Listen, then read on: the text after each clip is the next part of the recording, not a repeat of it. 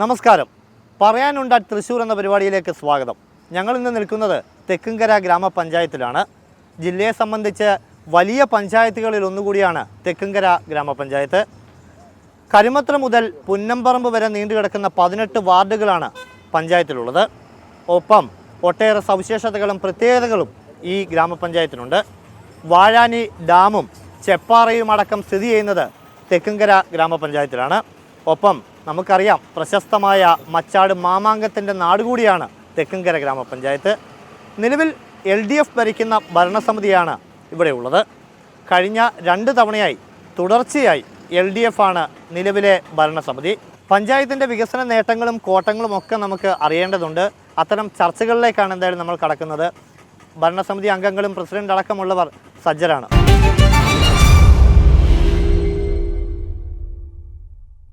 നമ്മോടൊപ്പമുള്ളത് തെക്കുംകര ഗ്രാമപഞ്ചായത്ത് പ്രസിഡന്റും LDF അംഗവുമായ TV സുനിൽകുമാർ, പ്രതിപക്ഷാംഗങ്ങളായ കോൺഗ്രസ് പ്രതിനിധി AR കൃഷ്ണൻകുട്ടി, അതുപോലെ BJP അംഗം K രാമചന്ദ്രൻ എന്നിവരാണ്. ആദ്യം തന്നെ നമുക്ക് പ്രസിഡന്റിലേക്ക് തന്നെ പോകാം.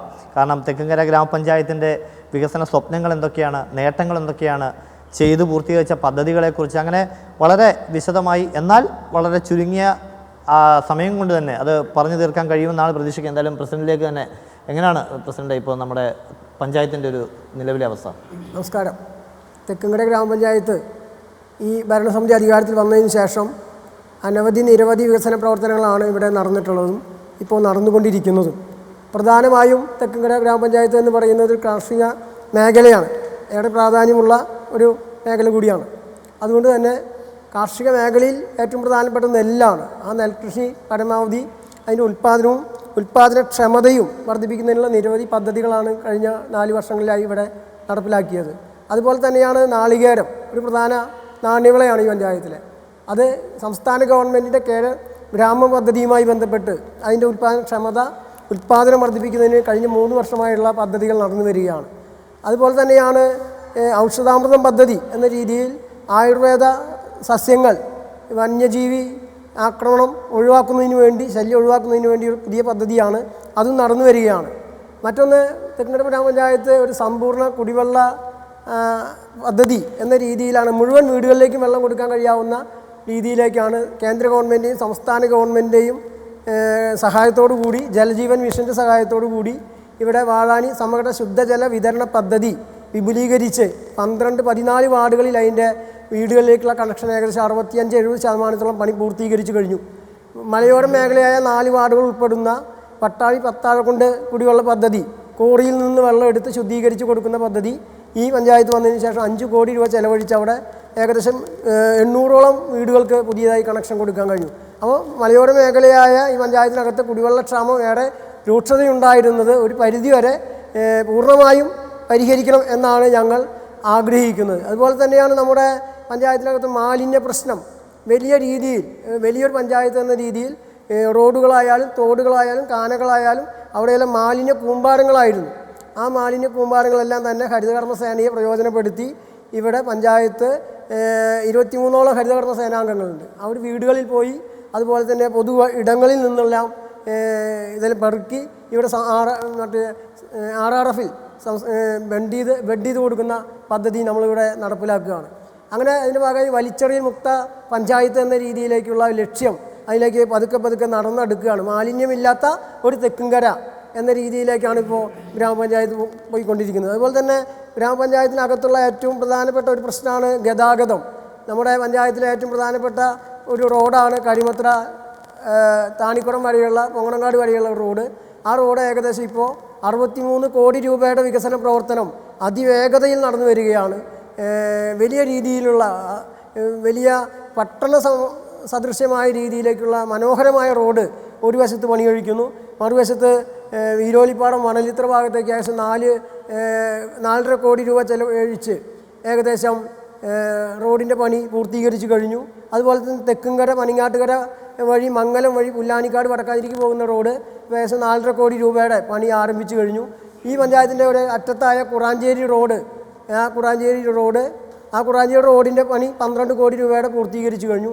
ഏകദേശം 64ഓളം ചെറു റോഡുകൾക്കാണ് PWD റോഡ്, പഞ്ചായത്ത് റോഡ്, ജില്ലാ പഞ്ചായത്ത് റോഡ്, എന്ന രീതിയിൽ പഞ്ചായത്ത് തന്നെ ഇപ്പോൾ കാശ് അനുവദിച്ചിരിക്കുകയാണ്. ഈ വർഷം ഈ മാർച്ച് ഏപ്രിൽ മാസങ്ങളിലായി പൂർത്തീകരിക്കാൻ കഴിയും. മുഖ്യമന്ത്രിയുടെ ഗ്രാമീണ റോഡ് ഏകദേശം 74 കോടി രൂപയുടെ പദ്ധതിക്ക് ASI അതിൻ്റെ TS പോവുകയാണ്. PMGS പദ്ധതി ഉൾപ്പെടുത്തി പുതിയ റോഡുകളുടെ 9 റോഡ് എന്ന് പറഞ്ഞാൽ ഈ പഞ്ചായത്തിലെ എല്ലാ റോഡുകളുടെയും പ്രശ്നങ്ങൾ പരിഹരിക്കാൻ കഴിയാവുന്ന രീതിയിലേക്കുള്ള പദ്ധതി ആവിഷ്കരിച്ച് അതിൻ്റെ ഫണ്ട് 90% അലോട്ട്മെൻറ്റായി ASI TS പോയിക്കൊണ്ടിരിക്കുകയാണ്. അപ്പോൾ ഗതാഗതം എന്നുള്ളത് ഒരു പ്രധാന പ്രശ്നം പരിഹരിക്കപ്പെടും എന്ന രീതിയിലേക്ക് പോവുകയാണ്. വെളിച്ചം, സമ്പൂർണ്ണ വെളിച്ചം ഏറ്റവും ജനങ്ങളുടെ ഇടയിൽ പരാതിയുള്ള, പ്രത്യേകിച്ച് ആന ഇറങ്ങുന്നൊരു കാലഘട്ടം കൂടിയാണ് ഇപ്പോൾ. അതുകൊണ്ട് എല്ലാ ഉൾപ്രദേശങ്ങളിലും എല്ലാ പോസ്റ്റിൻ്റെ മുകളിലും ലൈറ്റ്, നല്ല വെളിച്ചം കിട്ടാവുന്ന ലൈറ്റ് എന്ന രീതിയിൽ മുഴുവൻ സമ്പൂർണ്ണ വെളിച്ചം എന്ന പദ്ധതി പഞ്ചായത്തിൽ ഇപ്പോൾ പഞ്ചായത്ത് തന്നെ നേരിട്ട് ആ പദ്ധതി നടപ്പിലാക്കുകയാണ്. കരാറുകാരെ ഒഴിവാക്കി പഞ്ചായത്ത് തന്നെ ആളുകളെ വെച്ച്, ജീവനക്കാരെ വെച്ച് അതിൻ്റെ പ്രവർത്തനം മുന്നോട്ട് പോകുന്ന സ്ഥിതിയാണ്. കൃഷിയുമായി ബന്ധപ്പെട്ട് വാഴാനി തോടിൻ്റെ വലിയ രീതിയിലുള്ള വികസനം 10 കോടി രൂപ ചെലവഴിച്ച് അതിൻ്റെ വികസനം ഇപ്പോൾ തോട് നടന്നു വരികയാണ്. ആ രീതിയിൽ ജലസംരക്ഷണം നടന്നു വരികയാണ്. ഇപ്പോൾ നമുക്കറിയാം കരിമത്രയിൽ താമരകുളം 1 കോടി രൂപ ചെലവഴിച്ച് മനോഹരമായ പഞ്ചായത്തിൻ്റെ ഏറ്റവും സെൻറ്ററിലുള്ള കരിമത്ര പ്രദേശത്ത് ഒരു മനോഹരമായ റോഡ്, അവിടെ ഒരു പാത്ത് വേ ഉൾപ്പെടെ ആളുകൾക്ക് വന്ന് കാണാനും കഴിയാവുന്ന രീതിയിൽ 1 കോടി രൂപ ചെലവഴിച്ചു. അതിൻ്റെ നിർമ്മാണം പൂർത്തീകരിച്ചു, അതിൻ്റെ പ്രവർത്തനം നടക്കുകയാണ്. ഇപ്പുറത്ത് പാലകുളം കുടിവെള്ള പദ്ധതി ഏകദേശം 70 ലക്ഷം രൂപയ്ക്ക് പണി കഴിഞ്ഞു. ബാക്കിയുള്ള എൻ്റെ AS കിട്ടി, ബാക്കി പണി ആരംഭിക്കാൻ പോവുകയാണ്. തോലുകുളം കല്ലമ്പാറയിൽ അതിൻ്റെ ടെൻഡർ നടപടി പൂർത്തീകരിച്ചു. അങ്ങനെ ജലസംരക്ഷണവുമായി ബന്ധപ്പെട്ട് ഉള്ള പദ്ധതികളും ഒരു വശത്ത് ഇങ്ങനെ നടന്നു വരുന്ന സ്ഥിതിയാണുള്ളത്. മറ്റൊന്ന്, പട്ടികജാതി കോളനികൾ നിരവധിയുള്ളൊരു പഞ്ചായത്താണ്. ആ കോളനികൾ ഏറ്റവും അടിസ്ഥാന വിഭാഗം, ഏറ്റവും പിന്നിൽ നിന്നിരുന്ന ഒരു പ്രദേശം, ഉയർന്ന പ്രദേശങ്ങളിൽ ജീവിക്കുന്ന ആളുകൾ, അവരുടെ പ്രദേശങ്ങളിലെ വെള്ളത്തിൻ്റെ, വെളിച്ചത്തിൻ്റെ പരമാവധി പ്രശ്നങ്ങൾ പരിഹരിക്കാൻ കഴിഞ്ഞു. റോഡുകളുടെ പ്രശ്നങ്ങൾ പരിഹരിക്കാൻ കഴിഞ്ഞു. അതുപോലെ തന്നെ അവരുടെ വീടുകളുടെ, പട്ടികജാതി വീടുകൾ അപേക്ഷ തന്ന മുഴുവൻ ആളുകൾക്കും, പട്ടികജാതി കുടുംബാംഗങ്ങൾക്ക് വീട് നൽകി കഴിഞ്ഞു. അങ്ങനെ സമഗ്ര കോളനി വികസനം എന്ന പേരിലാണ് തെക്കങ്കര പഞ്ചായത്തിനകത്ത് കഴിഞ്ഞ 6-7 വർഷങ്ങളായി ഈ മേഖലയിൽ പണം ചെലവഴിച്ചുകൊണ്ടിരിക്കുന്നത്. എന്തായാലും വികസന കാര്യങ്ങൾ ഒട്ടേറെ പറയാനുണ്ടാകും പ്രസിഡന്റ്. എന്തായാലും നമുക്ക് പ്രതിപക്ഷ ജനാധിപത്യ വ്യവസ്ഥയിലാകുമ്പോൾ പ്രതിപക്ഷങ്ങൾക്കും പറയാനുണ്ടാകും. പ്രതിപക്ഷം ആദ്യം തന്നെ നമുക്ക് കോൺഗ്രസ് പ്രതിനിധിയിലേക്ക് പോകാം. എങ്ങനെയാണ് നിലവിലെ ഭരണസമിതിയുടെ ഒരു അവസ്ഥ? നമസ്കാരം. തെക്കങ്കര പഞ്ചായത്ത് പരിപൂർണ്ണ പരാജയം എന്നാണ് പ്രതിപക്ഷം എന്നുള്ള എനിക്ക് പറയാനുള്ളത്. കാരണം നെൽകർഷകരെ പറ്റി ഇപ്പോൾ പ്രസിഡന്റ് ഇവിടെ സൂചിപ്പിക്കുകയുണ്ടായി. എന്നാൽ നമ്മളറിയേണ്ട വന്യമൃഗങ്ങളുടെ ശല്യം കൊണ്ട് കാട്ടാനം മുതൽ ഇന്നും പന്നികൾ ഇറങ്ങിക്കൊണ്ട് അതിനൊരു ശാശ്വത പരിഹാരം കാണാൻ ഈ ഭരണസമിതിക്ക് ഇന്ന് വരെ കഴിഞ്ഞിട്ടില്ല. നമ്മളിവിടെ നെല്ലിൻ്റെ ഉൽപ്പാദനം പറഞ്ഞു. നെല്ലിനെ 2023-24 കാലഘട്ടത്തിൽ നമുക്ക് സംസ്ഥാന സർക്കാർ 22-23 കൊടുത്തിരുന്നത് കേന്ദ്രം 20.83 ആണെങ്കിൽ കേരളം കൊടുത്തിരുന്നത് 7 രൂപ 80 പൈസയാണ്. അത് 23-24 ആയപ്പോൾ കേന്ദ്രം 21.83 ആക്കിയപ്പോൾ കേരളം 1 രൂപ 45 പൈസ വെട്ടിക്കുറച്ചുകൊണ്ട് 6.35 ആക്കി. എന്നാൽ 24-25 വന്നപ്പോൾ കേന്ദ്രം 25 രൂപ നെല്ലിന് താങ്ങുവില നിശ്ചയിച്ചപ്പോൾ സംസ്ഥാന സർക്കാർ അത് 5 രൂപ 20 പൈസയാക്കി 2 രൂപ 60 പൈസ വെട്ടിക്കുറച്ച് കർഷകരെ നിരന്തരം വഞ്ചിക്കുന്ന ഒരു പ്രസ്താവന മാത്രമായി മാറി. രണ്ടാമത് പറയാനുള്ളത്, തെക്കങ്കര ഗ്രാമപഞ്ചായത്തിൽ ഏറ്റവും വലിയ ജനങ്ങളുടെ ആവശ്യം ഒരു വീടെന്നാണ്. 2018 മുതൽ സർവേ നടത്തിക്കൊണ്ട് ഒട്ടനവധി സർവേകൾ കഴിഞ്ഞ് 364 വീടുകൾ സ്ഥിരീകരിച്ച് 2022 ഗ്രാമസഭകൾ വഴി നിങ്ങൾക്കെല്ലാവർക്കും വീട് തരുമെന്ന് പഞ്ചായത്ത് പ്രസിഡന്റ് ഗ്രാമസഭകളിൽ പറഞ്ഞു പറ്റിച്ചു. കാരണം 110 പേർക്കാണ് ആകെ ഇതേവരെ ടെൻഡർ വിളിക്കാൻ വേണ്ടി നിശ്ചയിച്ചത്. അതിൽ 72 എണ്ണാണ് ആകെ നമുക്ക് ടെൻഡർ കഴിഞ്ഞിരുന്നത്. അതിൽ 50-ൽ പരം വീടുകൾക്കാണ് പൂർത്തീകരിക്കാൻ പോലും അവസാന ഗഡുക്കളായി നിൽക്കുന്ന 72 വീട് നിൽക്കുന്നത്. അതിൻ്റെ ഏറ്റവും വലിയ ഉദാഹരണം ഭരണപരാജയമാണ്. ഇതിന് അനുമതി കൊടുക്കേണ്ട എഞ്ചിനീയർ വിഭാഗത്തിൽ എഞ്ചിനീയർ ഇല്ല, പെർമിറ്റ് കൊടുക്കാൻ ആളില്ല, അതുമാതിരി തന്നെ നമ്പർ ഇട്ട് കൊടുക്കാൻ ആളില്ല. ഇങ്ങനെ സമ്പൂർണ്ണതയിൽ നിൽക്കുമ്പോൾ നമുക്കൊന്ന് തിരിഞ്ഞു നോക്കേണ്ടത്, ഈ SC-കാർക്ക് വീട് കൊടുത്തു എന്ന് പറയുന്നു. എന്നാൽ ഭൂമിയും വീടുമില്ലാത്ത 32 SC കുടുംബങ്ങൾക്ക് 3 പേർക്ക് മാത്രമാണ് തെക്കങ്കര പഞ്ചായത്ത് കൊടുക്കുന്നത്. 29 പേരും സ്ഥലവും വീടുമില്ലാതെ ഇന്നിവിടെ നടക്കുകയാണ്. അതുപോലെയാണ് ഇവിടെ 111 പേർ ഭവനവും വീടും സ്ഥലവും ഇല്ലാതെ നടക്കുന്നവർ. അവർക്ക് ഒരാൾക്ക് പോലും ജനറൽ വിഭാഗത്തിന് കൊടുക്കാൻ ഈ പഞ്ചായത്ത് ഭരണസമിതിക്ക് കഴിഞ്ഞിട്ടില്ല. അതുകൊണ്ടാണ് പറഞ്ഞ സമ്പൂർണ്ണ പരാജയമെന്ന്. പിന്നെ ഒന്ന് പറയാനുള്ളത് ഹരിതകർമ്മസേനകളുടെ കാര്യം പറഞ്ഞു. നമ്മുടെ ശുചിത്വം വേണം, ശുചിത്വത്തിന് ഞങ്ങൾ എല്ലാവരും ഒപ്പം നിൽക്കുന്നുണ്ട്. പക്ഷേ ഇത് പറക്കിക്കൊണ്ട് റോട്ടിൽ വെച്ച് നായക്കൾ തെരുവിൽ വലിച്ചെറിയുകയാണ്. അതിനൊരു പരിഹാരം കാണാൻ തെക്കുംകര ഗ്രാമപഞ്ചായത്തിന് കഴിഞ്ഞിട്ടില്ല. ഇത് ശേഖരിച്ചു കൊണ്ട് ഒതുക്കാനുള്ള സ്ഥലം കണ്ടെത്താൻ കഴിഞ്ഞിട്ടില്ല. ഇങ്ങനെ തൊടുന്നതെല്ലാം ഇനി കുടുംബശ്രീയുടെ വിഭാഗത്തിൽ കിടക്കുകയാണെങ്കിൽ 2021 അധികാരമേറ്റ ഈ ഭരണസമിതിയിൽ ഇന്നുവരെ CDS മെമ്പർമാരെ തിരഞ്ഞെടുത്ത CDS മെമ്പർമാർ വാർഡുകളിൽ ചുമതലയില്ലാതെ ഇവിടെ ഓഡിറ്റിങ് അഡ്ജസ്റ്റ്മെൻറ്റ് നടത്തിക്കൊണ്ടിരിക്കുകയാണ്. അതിനെതിരെ ശക്തമായ ഒരു അന്വേഷണം വേണം. അങ്ങനെ പറഞ്ഞു വരികയാണെങ്കിൽ മണിക്കൂറുകൾ മതിയാവില്ല. എന്നാലും നല്ല നിലയ്ക്ക് ഈ ഭരണം പോകാൻ വേണ്ടി പഞ്ചായത്ത് പ്രസിഡന്റിനോടൊപ്പം ഞങ്ങൾ സമരപരിപാടികൾ പോലുമില്ലാതെ ഒപ്പം നിന്ന് സഹകരിക്കുന്ന ഒരു പ്രതിപക്ഷമില്ലാതെയാണ്. പക്ഷേ പോരായ്മകൾ ചൂണ്ടിക്കാട്ടി പരിഹരിക്കാത്ത പക്ഷം ഇനിയുള്ള നാളുകളിൽ ശക്തമായ സമരങ്ങൾ ഞങ്ങൾ നടത്തുമെന്നാണ് ഇവിടെ സൂചിപ്പിക്കാനുള്ളത്. ഓക്കെ, നമ്മുടെ പ്രതിപക്ഷം ശക്തമായ ആരോപണങ്ങളും ഒക്കെ ഉന്നയിക്കുന്നുണ്ട്. എന്തായാലും നമുക്ക് അടുത്ത ഒരു പ്രതിനിധി BJP പ്രതിനിധിയിലേക്ക് പോയ ശേഷം നമുക്ക് പ്രസിഡന്റിലേക്ക് തന്നെ ഇതിൻ്റെ മറുപടി ചോദിക്കേണ്ടി വരും. എന്തായാലും രാമേന്ദ്രൻ, എന്താണ് നിലവിലെ ഭരണസമിതിയുടെ ഒരു അവസ്ഥയെ എത്രത്തോളമാണ് BJP വിലയിരുത്തുന്നത്? ഭരണസമിതിയിൽ പ്രസിഡന്റ് വളരെ കാര്യക്ഷമമായിട്ട് കാര്യങ്ങൾ പറഞ്ഞു. ജൽജീവൻ്റെ കാര്യം പറഞ്ഞു, നെല്ല് കൃഷിയെക്കുറിച്ച് സംസാരിച്ചു. അതുപോലെ തന്നെ ഔഷധാമൃതം പദ്ധതി പറഞ്ഞു, കിഫ്ബിയെ കുറിച്ച് പറഞ്ഞു, പ്രധാനമന്ത്രിയുടെ റോഡിനെ കുറിച്ചൊക്കെ പറഞ്ഞു. അപ്പോൾ റോഡ് എടുത്തു കഴിഞ്ഞാൽ കിഫ്ബിയാണ്. പഞ്ചായത്തിന് അവിടെ പോയി നിന്ന് ഫോട്ടോ എടുക്കാൻ മാത്രമേ പറ്റുള്ളൂ. പഞ്ചായത്തിന് യാതൊന്നുമില്ല, ഒരു പങ്കുമില്ല എന്നാണ് ഞാൻ മനസ്സിലാക്കിയിട്ടുള്ളത്. മണലത്ര ചെന്നിക്കര റോഡ് വരുന്നത് പ്രധാനമന്ത്രി പദ്ധതിയാണ്. അതിനും പഞ്ചായത്തിന് വെറുതെ അവിടെ പോയി നോക്കി നിന്ന് ഫോട്ടോ എടുക്കാൻ മാത്രമേ പറ്റുള്ളൂ. ഇതൊക്കെ ഞങ്ങളുടെയാണ് എന്ന് പറഞ്ഞു തീർക്കാൻ വേണ്ടി മാത്രം ഒരു പദ്ധതി ഉദ്ഘാടനം. ഇതുപോലെ തന്നെയാണ് ഉദ്ഘാടനങ്ങൾ ഏറ്റവും കൂടുതൽ ചെയ്ത ഒരു പഞ്ചായത്തായിരിക്കും തെക്കുംകര ഗ്രാമപഞ്ചായത്ത്, യാതൊരു സംശയവുമില്ല. അതുപോലെ കഴിഞ്ഞ പ്രാവശ്യം സ്പില്ലോവർ പ്രസിഡന്റ് അത് മിണ്ടിയിട്ടില്ല. 1.5 കോടിയോളം രൂപയാണ് ഈ പഞ്ചായത്തിൻ്റെ സ്പില്ലോവറായിട്ട് പോയത്. 1.5 കോടി രൂപ സ്പില്ലോവർ വന്നാൽ ഇക്കൊല്ലം കിട്ടാൻ പറ്റുന്നത് വെറും 20%. കഴിഞ്ഞ പ്രാവശ്യത്തെ സ്പില്ലോവർ ഇതും കൂടി വേണം ഒരു കൊല്ലത്തെ ബഡ്ജറ്റ് ഉണ്ടാക്കാൻ. അത് എവിടെ പോയ കാശ്? അത് പദ്ധതി നടപ്പിലാക്കുന്നതിൽ വന്നിരിക്കുന്ന വീഴ്ച. സംസ്ഥാന ഗവൺമെൻറ് ഫണ്ട് നൽകിയിട്ടില്ല എന്ന് പറഞ്ഞുകൊണ്ട് ഞങ്ങളെയൊക്കെ എല്ലാം ഞങ്ങളെ പറ്റിക്കുന്ന രീതിയിലേക്കാണ് പഞ്ചായത്ത് ഈ ഭരണസമിതി മുന്നോട്ട് പോയത്. ഞങ്ങളും ഭരണസമിതിയുടെ ഭാഗമാണ്. പക്ഷേ കാര്യമില്ല. ഏകപക്ഷീയമായ നിലപാടെടുത്തുകൊണ്ടാണ് പഞ്ചായത്ത് ഭരണസമിതി മുന്നോട്ട് പോയിക്കൊണ്ടിരിക്കുന്നത്. ലൈഫ് പദ്ധതി നമുക്കറിയാം. ലൈഫ് പദ്ധതിയിൽ കൊടുത്തിരിക്കുന്നത് 65 വീട് SCക്ക് വേണ്ടി പൂർത്തീകരിച്ചു എന്ന് പറയുന്നു. അത് വെറും കള്ളക്കണക്കാണ്. ജനറൽ വിഭാഗത്തിൽ വെറും 40 വീട് ഇപ്പോഴും പൂർത്തീകരിച്ചിട്ടില്ല. 346 വീടിന് അനുമതി കൊടുക്കേണ്ട സമയത്ത് വെറും 40 വീട് മാത്രമാണ് ഫണ്ട് അനുവദിക്കാൻ സാധിച്ചിട്ടുള്ളത്. അതും പൂർത്തീകരിക്കാൻ സാധിച്ചിട്ടില്ല എന്നതാണ്. ഭൂരഹിതര്, ഭവനരഹിതര് എവിടെ ഒരു ചില്ലിക്കാശ് പോലും കൊടുക്കാൻ സാധിച്ചിട്ടില്ല. ആ പദ്ധതി തന്നെ ഉപേക്ഷിച്ച മട്ടിലാണ്. ഇവിടെ കിണർ റീചാർജ് എന്ന് പറഞ്ഞൊരു പദ്ധതി വന്നു. കൊട്ടിഘോഷിച്ചുകൊണ്ട്, ഞാൻ നേരത്തെ പറഞ്ഞല്ലോ ഉദ്ഘാടനത്തിൻ്റെ കാര്യം, ആ ഉദ്ഘാടനം കൊട്ടിഘോഷിച്ചുകൊണ്ട് തന്നെ ഞങ്ങൾ പഞ്ചായത്ത് തലത്തിൽ നടത്തി. പക്ഷേ അവിടെ ആ കിണർ റീചാർജും പദ്ധതി, അത്യാവശ്യ കുടിവെള്ള പദ്ധതി, കിണറുകൾ റീചാർജ് ചെയ്തുകൊണ്ട് ഗ്രാമങ്ങളിലെ കുടിവെള്ളം മുട്ടാതിരിക്കാനുള്ള പദ്ധതി കൊണ്ടുവന്ന സമയത്ത് ഇവിടെ പൈപ്പ് ഇറക്കി, ഇവിടെ അതിൻ്റെ ടിന്നുകളെല്ലാം ഇറക്കി, ഡ്രമ്മുകളെല്ലാം ഇറക്കി കിണറിലേക്ക് റീചാർജ് ചെയ്യാനുള്ള പദ്ധതിയെക്കുറിച്ച് വിശദീകരണം കഴിഞ്ഞു. അത് ഒരു 1.5 കൊല്ലം ഇവിടെ കിടന്ന് ആ മൊന്ത പിടിച്ച് പോയി, പൊന്തക്കാരൻ്റെ ഉള്ളിൽ അടിഞ്ഞുകൂടി കിടന്നു. ഇപ്പോൾ ആ കോൺട്രാക്ടർ അതും കൂടെ എടുത്തുകൊണ്ടേ എവിടെ പോയി കിണർ റീചാർജ് പദ്ധതി? ആ പദ്ധതിയില്ല. പഞ്ചായത്തിൻ്റെ ഇടപെടൽ ശരിയായ രീതിയിൽ ഉണ്ടായിരുന്നുവെങ്കിൽ ആ റീചാർജ് പദ്ധതി ഇവിടെ നടപ്പിലാക്കാൻ സാധിക്കുമായിരുന്നു.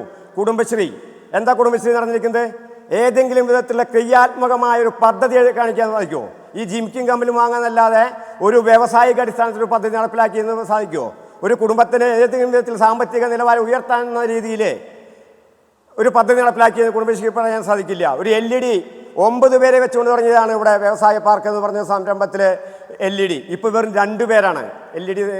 അന്ന് വലിയൊരു ഘോഷയാത്ര, ഇതും തന്നെ ഉദ്ഘാടനം. അപ്പോൾ ഞാൻ നേരത്തെ പറഞ്ഞത് തെക്കേര പഞ്ചായത്തായിരിക്കും ഉദ്ഘാടനങ്ങളുടെ തലവൻ എന്ന് മാത്രം പറയാൻ ഈ സമയം ഉപയോഗിക്കണേ. തൊഴിലുറപ്പ് പദ്ധതി ഇന്ന് തികഞ്ഞ പരാജയമായിരിക്കുന്നു. വനമേഖലയിൽ വേണ്ട വിധത്തിൽ ഇടപെട്ടിരുന്നുവെങ്കിൽ, വേണ്ട സമയത്ത് വേണ്ട രീതിയിൽ ഇടപെട്ടിരുന്നുവെങ്കിൽ തൊഴിലുറപ്പ് പദ്ധതിക്കാരിന്ന് വെറുതെ ഇരിക്കേണ്ട അവസ്ഥ വരില്ലായിരുന്നു. ഇന്ന് 100 പണി പോലും തേക്കാൻ പറ്റാത്ത രീതിയിലേക്ക് അവർ എത്തിച്ചേർന്നിരിക്കുകയാണ്. പട്ടിശല്യം ABC പ്രസിഡന്റ് ABCക്ക് കൊടുത്തിരിക്കുകയാണ്. ലക്ഷക്കണക്കിന് രൂപ ABC ജില്ലാ പഞ്ചായത്തിന് കൈമാറി. ഒരു പട്ടിക്ക് പോലും ഒരു വാക്സിനേഷൻ ഒഴിച്ച് ബാക്കി ഒന്നും ചെയ്യാൻ സാധിച്ചിട്ടില്ല.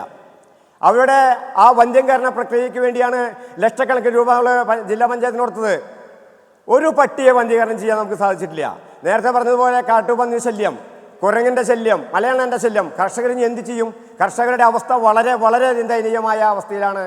ആ അവസ്ഥയ്ക്ക് ഒരു പരിഹാരം കണ്ടെത്താൻ ഈ പഞ്ചായത്തിന് സാധിച്ചില്ല എന്നത് ഞങ്ങൾ പ്രസിഡന്റിനെ ഈ സമയത്ത് അറിയിക്കുകയാണ്. ഞങ്ങൾക്ക് ഏറെ ദുഃഖമുണ്ട്. കാരണം അങ്ങ് ഈ കസേരയിൽ ഇരുന്നു കൊണ്ട് ഇതിങ്ങനെ ചെയ്യരുത്, ഇവിടുത്തെ ജനങ്ങളോട് ഒരു വഞ്ചന കാണിക്കരുത് എന്ന് മാത്രമാണ് എനിക്ക് ഈ സമയത്ത് പറയാനുള്ളത്. തീർച്ചയായും പ്രതിപക്ഷത്തിൻ്റെ ആരോപണങ്ങൾക്ക് തീർച്ചയായും പ്രസിഡന്റിൻ്റെ മറുപടി വേണ്ടതാണ്. കാരണം അതിൽ പ്രധാനപ്പെട്ട ഒരു കാര്യം ഇവർ ആരോപിക്കുന്ന പ്രസിഡന്റ്, അതായത് ഏകപക്ഷീയമാണെന്ന് പറയുന്നു. ഒപ്പം തന്നെ ഈ പല വികസനങ്ങളും സംസ്ഥാന കേന്ദ്ര സർക്കാരുകളുടെ ആണെങ്കിൽ കൂടിയും അത് മേന്മ പറയുന്നത് പഞ്ചായത്താണെന്നാണ് അവർ പറയുന്നത്. മറ്റ് വികസനങ്ങളൊന്നും തദ്ദേശീയമായിട്ട് ഉണ്ടാകുന്നില്ല എന്നാണ് പ്രത്യേകിച്ച് പറയുന്നത്. അതിലെന്താണ് മറുപടി?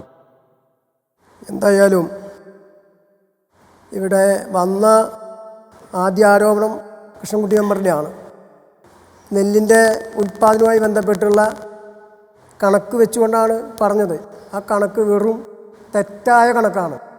23 രൂപ 83 പൈസ ഇന്ന് ഇന്ത്യയിൽ കൊടുക്കുന്ന ഏക സംസ്ഥാനം കേരളമാണ്. 23 രൂപ 80 പൈസ കൊടുക്കുമ്പോൾ 83 പൈസ കൊടുക്കുമ്പോൾ ഇവരുടെ 28 രൂപ 20 പൈസയാണ്. അത് ഏറ്റവും കൂടുതൽ നെല്ലിന് പൈസ ലഭിക്കുന്ന ഇന്ത്യയിലെ ഒരു സംസ്ഥാനം കേരളമാണ്. ബാക്കിയൊക്കെ 24-ന് താഴെയാണ്. ഒന്നാമത്തെ പ്രശ്നം. രണ്ടാമത്തെ പ്രശ്നം സംസ്ഥാന ഗവൺമെൻറ്. രണ്ടാമത്തെ പ്രശ്നം ഇവിടെ അതായത് പ്രസിഡന്റ് പറയുന്ന സമയത്ത് നമുക്ക് സർക്കാരിലെ ആരോപണമാണ് പറയുന്നത്. കാരണം സംസ്ഥാനത്തിന് കേന്ദ്ര ഗവൺമെന്റ് ഇപ്രാവശ്യം താങ്ങുവില പ്രഖ്യാപിച്ചു. ഇപ്പൊ എത്ര രൂപ കൂടിയെന്ന് പറയണം. കേരളം എന്ത് ചെയ്തു പറഞ്ഞാൽ വളരെ നന്നായിരുന്നു. നെല്ലിന്റെ താങ്ങുവില കേരളം എന്ത് ചെയ്തു? 28 രൂപ 20 പൈസ കിട്ടുന്ന ഇന്ത്യയിലെ ഏറ്റവും ഉയർന്ന സംസ്ഥാനമാണ് കേരളം. 21 രൂപ 60 പൈസയാണ് കേന്ദ്ര ഗവൺമെന്റ് തരുന്നുള്ളൂ. ബാക്കിയുള്ളത് സംസ്ഥാന ഗവൺമെന്റ് ബഡ്ജറ്റിൽ മാറ്റിവെച്ചിരിക്കുകയാണ്. അതാണ് നൽകിക്കൊണ്ടിരിക്കുന്നത് കഴിഞ്ഞ വർഷങ്ങളായി. ഒരു വ്യത്യാസമില്ലാത്ത കണക്കാണ്, കൃത്യമായ കണക്കാണ്. നമുക്ക് ഗൂഗിളിൽ തപ്പി അതിന് കൃത്യമായ കണക്ക് കിട്ടും. രണ്ടാമത്തെ പ്രശ്നം വീട് പറഞ്ഞു പറ്റിച്ചു എന്നാണ്. പറഞ്ഞു പറ്റിച്ചു. ഇവിടെ ലൈഫിൻ്റെ അപേക്ഷ സ്വീകരിച്ച് 2022-21 അപേക്ഷ സ്വീകരിച്ചു. പട്ടികജാതി വിഭാഗത്തിൽ 75 ആളുകൾക്ക് അപേക്ഷ വന്നു. അതിൽ 68 പേരുടെ എല്ലാ രേഖകളും വന്നു. അവരുടെ പണി പൂർത്തീകരിച്ചു കഴിഞ്ഞു. ജനറൽ മേഖലയിൽ 332ഓളം വീടുകളുടെ അപേക്ഷ വന്നു. ഇന്നലെ പോലും സർക്കാരിന്റെ കണക്കിൽ 65 വീടുകൾ. നിങ്ങൾ പറഞ്ഞോ, നോണ പറയുമ്പോ ഞങ്ങളും കൂടി കാര്യം നോക്കണ്ടേ? അത് ഞങ്ങൾ വെറുതെ നോക്കൂട്ടാവില്ലേ? ഒരാളെ ആഘോഷമായി നോണ പറഞ്ഞു പോയാൽ തീർച്ചയായും 68 വീട് പറഞ്ഞാൽ കണക്കുണ്ട്. പ്രസിഡന്റിന്റെ ആധികാരികമായ പ്രസിഡന്റ് പറയുകയാണെങ്കിൽ പ്രസിഡന്റിന്റെ കണക്കിന് ശേഷം നമുക്ക് എന്തായാലും തീർച്ചയായും മറുപടി പറയാം. തീർച്ചയായും കാര്യത്തിൽ ഈ ജില്ലയിൽ പട്ടികജാതിക്കാർക്ക് അപേക്ഷ മുഴുവൻ ആളുകൾക്ക് വീട് കൊടുത്ത ഒരു പഞ്ചായത്താണ് തെക്കുംകര. എത്ര വീട് കൊടുത്തോ? 68 വീട്. ജനറൽ മേഖലയിൽ 120ഓളം അഗ്രിമെന്റ് വെച്ചു കഴിഞ്ഞു. ഇനി 200 ജില്ലാണ്ട്. ഹഡ്കോ വായ്പയാണ് ഞങ്ങളുടെ തടസ്സം. അപ്പോഴും പ്രസിഡന്റ്, ഈ അർഹരായവർക്ക് പല പഞ്ചായത്തുകളും നമ്മൾ കാണുന്നുണ്ട്. അർഹരായവർക്ക് പിന്നീടും പഞ്ചായത്തുകൾ കയറി ഇറങ്ങേണ്ടി വരുന്നുണ്ട്. അനർഹർക്ക് എന്നാൽ, അതായത് അനർഹർ എന്ന് ഞാൻ പറയുന്നത്, അതായത് അർഹതപ്പെട്ടവർക്ക് കിട്ടാതിരിക്കുകയും ഒപ്പം തന്നെ ആ ലിസ്റ്റ് പൂർണ്ണമായും ഒരു കാലയളവിലും പൂർത്തീകരിക്കാതെ പോവുകയും ചെയ്യുന്ന ഒരു സാഹചര്യം ഇല്ലേ നിലവിൽ? ലൈഫിന്റെ ലിസ്റ്റ് തയ്യാറാക്കിയത് സ്റ്റേറ്റ് മിഷനാണ്. അത് 3 ഘട്ടങ്ങളിലായി അപേക്ഷ മേടിച്ചു. അതിൽ ആ അപേക്ഷയിൽ 3 ഘട്ടങ്ങളിൽ ഇവർക്ക് പരസ്യപ്പെടുത്തും. ലിസ്റ്റ് പരസ്യപ്പെടുത്തുമ്പോൾ അതിന് ആക്ഷേപം കൊടുക്കാൻ അവസരം ഉണ്ടായിരുന്നു. അത് ലൈഫ് മിഷനാണ് കംപ്ലീറ്റ് അവസാനം അവരാണ് പ്രസിദ്ധീകരിച്ചത്. ഘടകങ്ങളുണ്ട്. ആ ക്ലാസ് ഘടകങ്ങൾ വെച്ചാണ് അതിന്റെ ഘടകങ്ങൾ വെച്ചാണ് അതിന്റെ മാർക്ക്. അത് വെച്ചാണ് 332 ആൾ ഇവിടെ ലിസ്റ്റിൽ വന്നത്.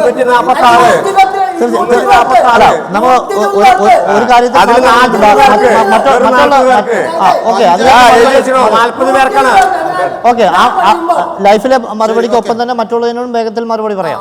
മറ്റൊന്ന് ഇവിടെ പക്ഷെ 364 പേരാണ് വിഒമാരുടെ കണക്ക് കേട്ടോ. പ്രസിഡന്റ് ഇപ്പൊ പറഞ്ഞ കണക്ക് എന്താണെന്ന് അറിയില്ല. മറ്റൊന്ന് ഇവിടെ ഇത് പറഞ്ഞു എഞ്ചിനീയർ ഇല്ല എന്നാ പറഞ്ഞത്. ഈ ഭരണസമിതി വന്നതിന് ശേഷം എഞ്ചിനീയർ ഇല്ലാതെ 3 ആഴ്ചയുള്ളൂ. ഇവിടെ നിലവിലെ എഞ്ചിനീയറുടെ ആക്സി പ്രൊമോഷനായി പോയി. പുതിയ ലിസ്റ്റ് വരികയാണ്. അവർ വരും. ആകെ 21 ദിവസമായിട്ടുള്ളതൊക്കെ ഇല്ലാതെ. ഇതൊരു ആക്ഷേപമാണോ? ഇതൊരു കുറവാണോ? അപ്പോൾ ഇല്ലാത്തല്ല പ്രശ്നം. ഇവിടെ ഉദ്ഘാടനം നിരവധി നടക്കുന്നുണ്ട്. അത് പദ്ധതി ഉള്ളതുകൊണ്ടാണ് ഉദ്ഘാടനം നടക്കുന്നത്. അതായത് ഈ റോഡ് വെറുതെ നടന്നു വന്നതല്ല. മറ്റു റോഡുകൾ കേന്ദ്ര ഗവൺമെൻറ് റോഡുകൾ അത് ഞങ്ങൾ അവകാശപ്പെടില്ല, പഞ്ചായത്തിനാണ് അവകാശപ്പെട്ടിട്ടില്ല. അത് കൊണ്ടുവന്നു, അത് ഇംപ്ലിമെൻ്റ് ചെയ്യുന്നു. അത് ഇംപ്ലിമെൻ്റ് ചെയ്യാൻ പഞ്ചായത്തിനോട് റോളും ഇല്ലേ? ഈ പഞ്ചായത്തിലെ മനോഹരമായി 68 റോഡ് ടാർ ചെയ്യാൻ പോവാണ്. ഫണ്ട് TS ആയിക്കൊണ്ടിരിക്കുകയാണ്. അപ്പോൾ റോഡുകളുടെ കാര്യത്തിൽ ഒരു പ്രശ്നം. മറ്റൊന്ന് ഇവിടെ പറഞ്ഞൊരു കാര്യം, സ്പില്ലോവർ 52 ലക്ഷമല്ലോ കഴിഞ്ഞ പ്രാവശ്യം. ഈ പ്രാവശ്യം എന്താണ്ട് 5000 സ്പില്ലോവർ മുഴുവൻ കിട്ടി. 1 കോടി 2 കോടി 33 ഞങ്ങളുടെ എമൗണ്ട്. ഇപ്രാവശ്യം 263 കിട്ടിയത്. അപ്പോൾ കൂടുതലല്ലേ? എവിടെ കാശ് പറഞ്ഞേ? അപ്പൊ കഴിഞ്ഞ കൊല്ലം ചെയ്ത പ്രവർത്തനം അവിടെ പോയി. കഴിഞ്ഞ കൊല്ലം ലഭിക്കേണ്ട പുരോഗതി കണക്ക് വെച്ച് പറയാം. 2 കോടി 33 ലക്ഷമാണ് നിലവിൽ മെയിൻ്റനൻസ് റോഡിനൂടെ ഉള്ളത്. ഞങ്ങളത് 2 കോടി 33 ലക്ഷം ഞങ്ങളുടെ മെയിൻ്റനൻസ് റോഡിൻ്റെ ഫണ്ട് നിലവിൽ. അത് ഈ വർഷം ഞങ്ങൾക്ക് 263 വന്നു എന്ന് പറഞ്ഞാൽ കൂടുതലാണ്. അപ്പോൾ അത് കണക്കറിയാതെ എന്തെങ്കിലും വർത്തമാനം പറഞ്ഞ് സ്പില്ലോവർ ഉണ്ടായിരുന്നു, ആ സ്പില്ലോവർ മാറ്റിക്കൊണ്ടുവന്നു ഞങ്ങൾ. അതാണ് അതിൻ്റെ പ്രത്യേകത. അപ്പോൾ അതറിയാതെ ഏതെങ്കിലും ഒരു കാലത്ത് എന്തെങ്കിലും ഒന്ന് കിട്ടി എന്ന് ഏകപക്ഷീയമായ നടപടി ഞാൻ വെല്ലുവിളിക്കുന്നു. തെക്കുംകര പഞ്ചായത്തിനെ പോലെ ഫണ്ട് വീതം വയ്ക്കുന്ന കാര്യത്തിൽ വേറെ ഏത് പഞ്ചായത്തുണ്ട്? ഞങ്ങൾ ഭരണപക്ഷം എന്നുള്ള ഒരു ഏകപക്ഷീയം അവിടെ കാട്ടിയിട്ടില്ല. എല്ലാവർക്കും ഫണ്ട് വയ്ക്കുമ്പോൾ ആവശ്യം ചോദിച്ചാൽ അതിൽ കൂടുതൽ കൊടുത്ത അനുഭവമാണ് എനിക്ക് 4 കൊല്ലമുള്ളത്. അഭിമാനത്തോടു കൂടി പറയാൻ കഴിയും. ഒരു രാഷ്ട്രീയം കാണാതെ മുഴുവൻ വാർഡുകളെയും ഒരുപോലെ കണ്ട് പ്രവർത്തിക്കുന്ന ഒരു പഞ്ചായത്ത്. പിന്നെ ഇവിടെ പറഞ്ഞു മറ്റൊന്ന്, കിണർ റീചാർജ് മെമ്പർ പറഞ്ഞ് ശരിയാണ്, ചെറിയ അപാകത ഉണ്ടായി. കരാറുകാരൻ അതിൻ്റേതായ ചില പ്രയാസങ്ങളായി സാമ്പത്തികമായി വന്നപ്പോൾ അയാൾ പണി കുറച്ച് പൈപ്പ് ഇറക്കിയിട്ട് പോയി. സംസ്ഥാനത്തിൻ്റെ സാമ്പത്തിക പ്രതിസന്ധി പഞ്ചായത്തിൻ്റെ ഭരണസമിതി വിലയിരുത്ത അല്ലെങ്കിൽ നേട്ടങ്ങളെ ബാധിക്കുന്നുണ്ട് പദ്ധതികൾ പൂർത്തീകരണത്തിൽ? സാമ്പത്തിക പ്രതിസന്ധി എന്ന് പറഞ്ഞാൽ കേന്ദ്ര ഗവൺമെൻറ്റിൻ്റെയും കൂടിയും സഹായം ഉണ്ടായാലാണ് പരിഹരിക്കാൻ കഴിയുക. സംസ്ഥാനം വരുത്തി വെച്ച ബാധ്യതയല്ല അത്. കേന്ദ്ര ഗവൺമെൻറ് നമുക്ക് ആളോഹരി തരേണ്ട വിഹിതം തരാതെ വരുമ്പോൾ അത് നിർവഹിക്കാൻ ബാധ്യതപ്പെട്ടവരായി സംസ്ഥാന ഗവൺമെൻറ് മാറും. ആ ബാധ്യത സംസ്ഥാന ഗവൺമെൻറ് മാറി നിൽക്കുകയല്ല ചെയ്യുന്നത്. സംസ്ഥാന ഗവൺമെൻറ് അത് ടാക്സിലൂടെ വ്യത്യസ്ത പദ്ധതി കിഫ്ബിയിലൂടെ കണ്ടെത്തി അത് പരിഹരിക്കാൻ വേണ്ടിയുള്ള പരിശ്രമത്തിലാണ് സംസ്ഥാന ഗവൺമെന്റ്. അല്ല, ഒപ്പം തന്നെ ഞാൻ ചോദിക്കുന്നത് അത്തരം പ്രതിസന്ധി ഈ സംസ്ഥാനം നേരിടുന്ന സാമ്പത്തിക പ്രതിസന്ധി പഞ്ചായത്തിന്റെ പദ്ധതികളെ ബാധിക്കുന്നുണ്ടോ? അത് സ്വാഭാവിക ചെറുതായി ബാധിക്കും, അതില്ല എന്ന് പറയാൻ പറ്റില്ല. സംസ്ഥാന ഗവൺമെന്റിന്റെ സാമ്പത്തിക ബാധ്യത പ്രതിസന്ധി പഞ്ചായത്തുകളെ ത്രിതല പഞ്ചായത്തുകളെ ആകെ ബാധിക്കും, അതിൽ തർക്കമൊന്നുമില്ല, സ്വാഭാവികമാണ്.